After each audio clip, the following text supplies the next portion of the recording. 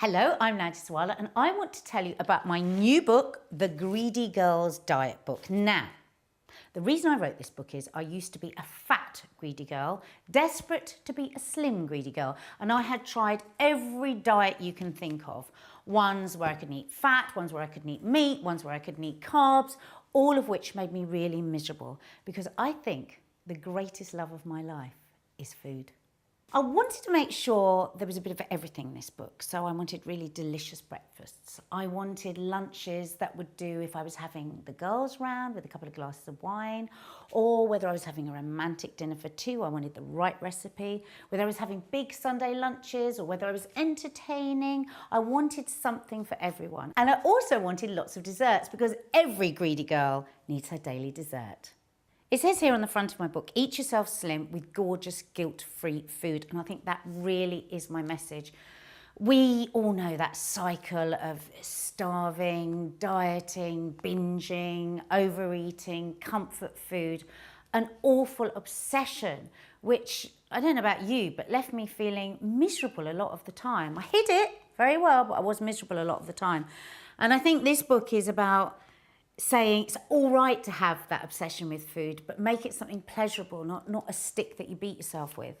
You know, make beautiful looking, great tasting, healthy food that you, your friends and family all enjoy, but you don't pile the pounds on with. Simple as that. There was something that was really key for me that let me lose weight and keep it off, and that was making the connection that I would often eat for all kinds of other reasons other than the fact that I was actually hungry. So, you know, I would find myself with a head in the fridge, yamming my face full of food, and I would stop myself and say, what, are you actually hungry? No, you're not hungry. What you want to do is kill the kids or have a row with your husband because you can't bear it anymore, or you're frightened about work. And that's something I have to remind myself still every day. I have to stop and think, why am I eating that? Am I eating it because I'm hungry in my stomach, or am I eating it because I'm emotionally hungry? Big question, but it's the key. So if you were to ask me what you would get from buying this book, I think I would say to you, well, of course, loads of gorgeous recipes that are really easy to make. I promise you that. If you can read, you can make any of these recipes. Food that you can enjoy with your friends, with your family, with your fella, with your kids. Nobody would know that they're lower calorie.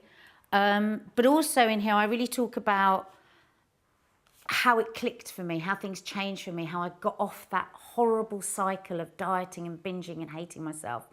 You know, at my age now, I never would have dreamt that I would be this happy with my body, having spent a whole lifetime being so unhappy with it. So I really hope that you get all of that out of it. And I'd love to know your comments. You could tweet me on @Nadia Sawalha. Good or bad comments, I'll listen to them all. Yeah, give it a go. I think it's a pretty cool book. So why the Greedy Girl's Diet doesn't feel like a diet is I've included everything. So there's olive oil in there, there's butter, there's pastry, there's rice, there's potatoes, there's steak, there's chips, there's blueberry pancakes, all the things that us greedy girls love. I just rather cleverly, didn't say I said it myself, shave away the calories. So instead of glugging the oil in for a sauce, I'll measure out a tablespoon. There's great products out there now, like low-fat puff pastry. Bet you didn't know that. So it's all about shaving the calories away without people really noticing any difference in the flavour. That's what makes my diet book unlike any other diet book.